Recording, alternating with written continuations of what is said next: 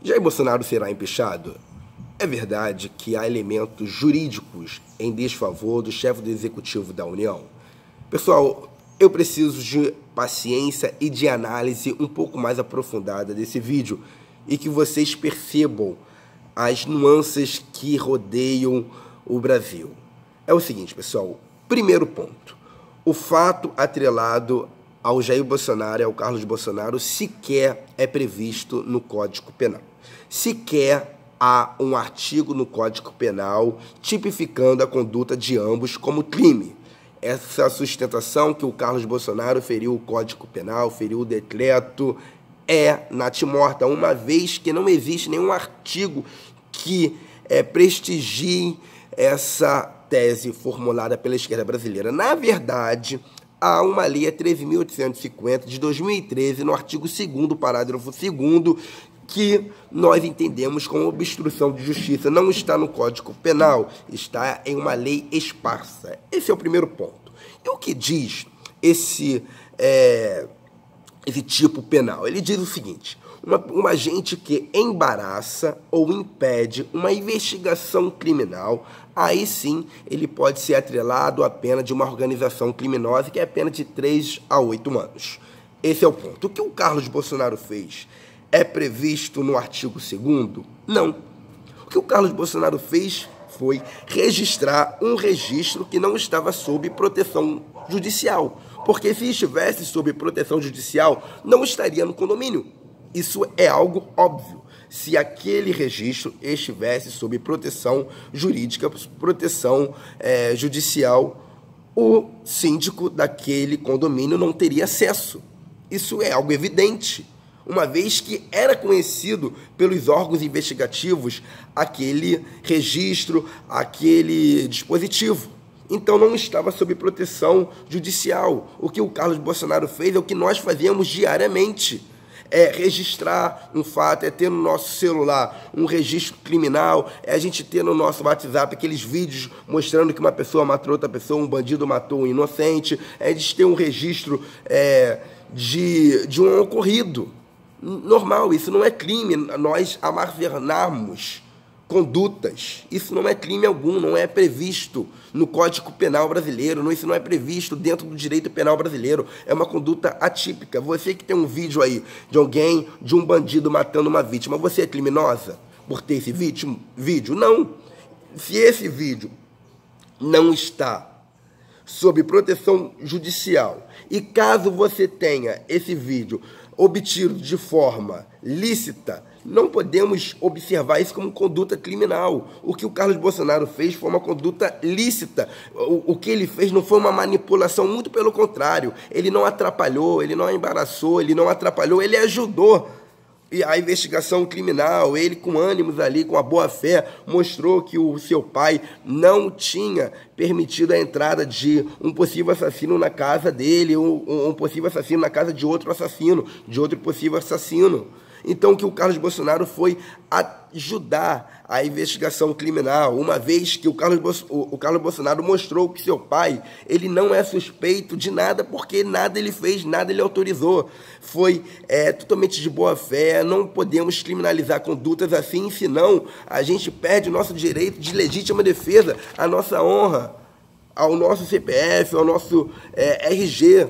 No momento que você mostra que o seu pai não é criminoso, obtendo um registro aberto, não era um registro sob proteção judicial, a gente não pode criminalizar isso. E caso houvesse criminalização à conduta do Carlos Bolsonaro, tem que ter um resultado naturalístico, tem que ter qual foi de fato a manipulação, o que o Carlos Bolsonaro atrapalhou. A gente tem que ter um resultado naturalístico, não basta apenas a conduta nesse tipo penal. Qual foi? O que o Carlos Bolsonaro atrapalhou a investigação criminal? Eu gostaria de saber. Essa pergunta é principal para a gente analisar a conduta criminal. O que o Carlos Bolsonaro fez atrapalhou a investigação criminal? Não. É óbvio que não, e todos sabem que isso não atrapalhou, muito pelo contrário, ajudou no andamento da investigação criminal, não colocando suspeita numa pessoa inocente, fazendo que o verdadeiro assassino se torne impune e as forças investigativas se voltassem para o inocente. O que o Carlos Bolsonaro fez com boa fé não é crime, muito pelo contrário, é algo benéfico ao curso da persecução penal. O que é um inquérito sigiloso?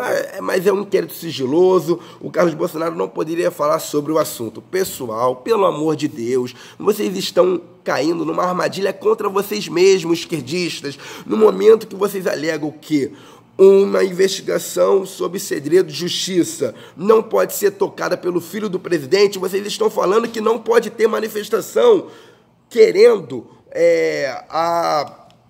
uma força policial que realmente elucide o crime contra a Marielle, falar sobre o caso Marielle, registrar sobre o caso Marielle, você procurar, você tentar ajudar. A investigação não é crime, senão vocês seriam criminalizados. Quantas manifestações vocês fizeram, quantas pessoas, quantos advogados, quantos atos vocês fizeram para ajudar a investigação criminal. Vocês vão ser criminalizados por isso, porque está sob segredo de justiça o inquérito, logo vocês não poderiam ter feito isso. Não, vocês poderiam sim ter feito isso com a boa-fé, não invadindo a competência constitucional da Polícia Civil e do Ministério Público. Vocês estão criando uma ferramenta penal para criminalizar vocês mesmos, com o único ânimo: destituir o presidente da República e criminalizar o seu filho. Vocês estão dando um tiro na própria cabeça. Vocês estão ficando cegos pelo poder. A vontade de ter o poder desse pessoal da esquerda está deixando eles cegos. Eles estão perdendo o mínimo da decência, o mínimo do probo. Então, é algo que somar dois mais dois. É algo muito supérfluo você querer criminalizar uma conduta atípica com boa fé, ajudando a investigação criminal. Obviamente não tem cabimento, isso ele não vai ser criminalizado, Jair Bolsonaro, Carlos Bolsonaro, eles não vão ser presos, não vão ser empichados, isso é fato. O que eles querem é formular uma narrativa, assim como eles estão fazendo desde o dia 1º de janeiro, para a mitigação do prestígio do Jair Bolsonaro com os seus eleitores, para que o Brasil seja uma potência, tenha uma economia pujante, porque isso atrapalha a economia, isso atrapalha, as narrativas atrapalham a economia brasileira, porque gera especulações negativas, enfim, eles querem o caos como sempre quiseram, e isso não é novidade para ninguém. O impeachment, pessoal, é um instrumento formulado lá na Inglaterra. A gente não pode banalizar esse instrumento que é para cercear condutas criminais, crimes de responsabilidade do agente político. A gente não pode achar que o impeachment é o 3º turno, é outra eleição. Não, o impeachment é um instrumento que não pode ser banalizado, deve ser utilizado quando necessário, não com ânimo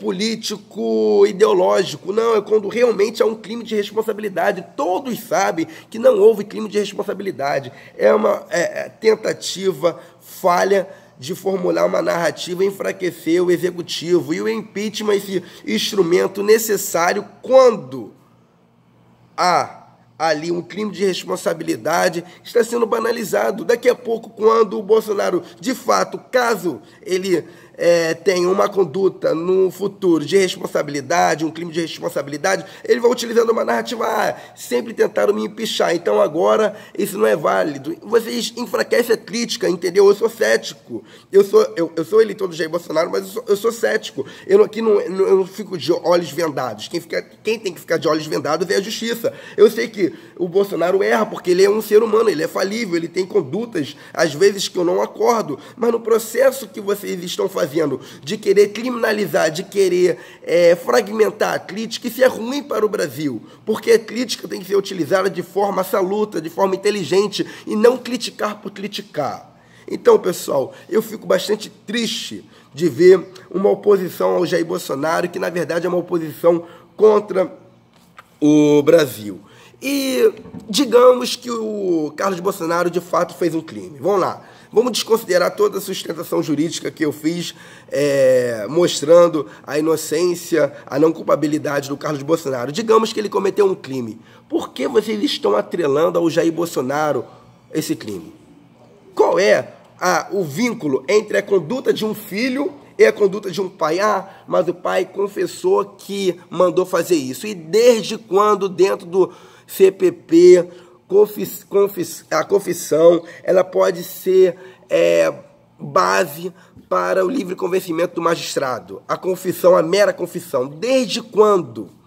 Eu quero saber desde quando o CPP autoriza que a mera confissão seja uma prova necessária para o livre convencimento do magistrado. Não é. E eles sabem disso. Os juristas da esquerda, essas pessoas que estudaram direito penal nas faculdades públicas e particulares, eles sabem que a mera confissão, estou dizendo aqui, vamos dizer que o Carlos Bolsonaro realmente cometeu o crime, que não cometeu. Qual é o vínculo dele com o pai? Mas o pai confessou que mandou o filho fazer isso. Mas desde quando? A confissão, mera confissão em uma entrevista, já é base para o livre convencimento do magistrado? Não é. E nem dentro do instrumento ali do inquérito, ainda que o Jair Bolsonaro formalmente tivesse falado no inquérito, olha só, eu mandei meu filho fazer isso, isso não se sustenta. Tem que ter uma materialidade maior, porque a responsabilidade subjetiva, o livre convencimento do magistrado, ele tem que ser fundamentado. E ele é mais restrito do que livre. Quem entende de ordenamento jurídico brasileiro sabe que o magistrado tem que fundamentar. E a mera confissão não serve como fundamento. Deixa o processo nulo.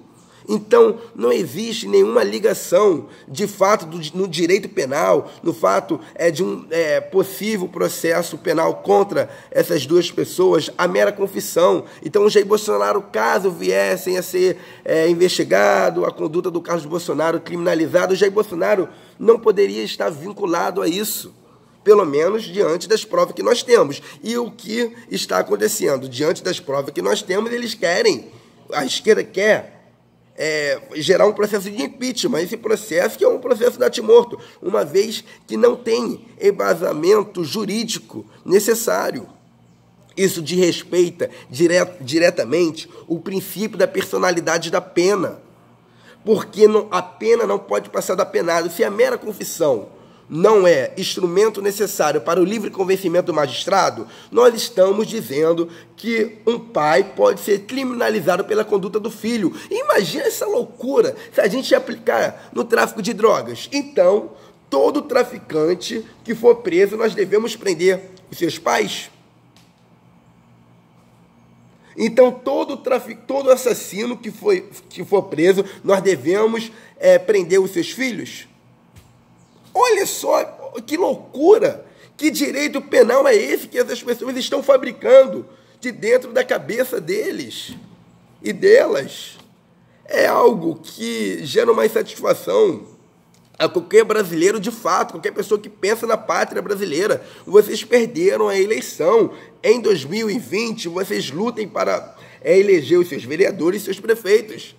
Em 2022, vocês lutem para eleger o presidente, o governador, os governadores e os senadores de vocês, dentro do processo ordinário, democrático, dentro do crivo da democracia, mas não tentam imputar fato criminoso quando a conduta é atípica, quando a conduta não é prevista na lei brasileira, e também não vincule a conduta de um à conduta de outro. Vocês estão desrespeitando o princípio da personalidade da pena. Que detalhe!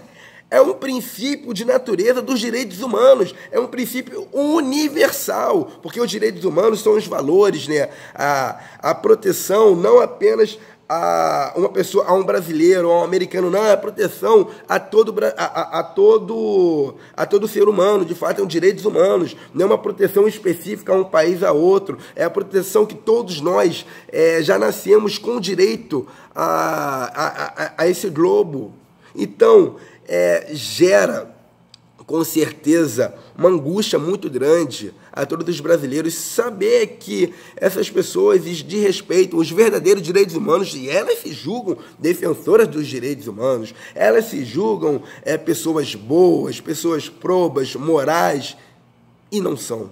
E todos sabem que elas e eles não são. Desrespeitam deliberadamente os direitos humanos, o ordenamento jurídico brasileiro, desrespeitam o princípio da reserva legal, o princípio da personalidade da pena, desrespeitam diversos instrumentos constitucionais para vincular um homem crime quando ele é inocente.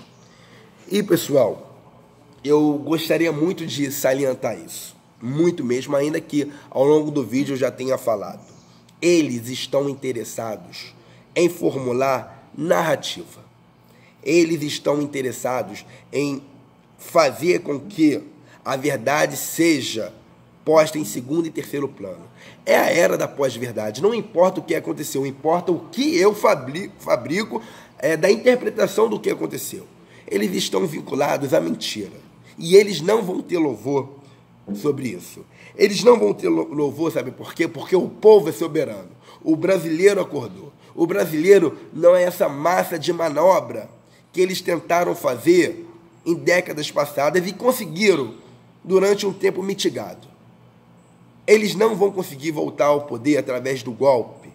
O que aconteceu com Dilma, com Collor, foram procedimentos muito diferentes, foram procedimentos respeitando o ordenamento jurídico brasileiro, com provas fundamentadas, com amplo e irrestrito debate público. O que eles estão tentando fazer é uma covardia contra todos nós, e eles não terão louvor. Valeu, pessoal. Gabriel Monteiro, tamo junto.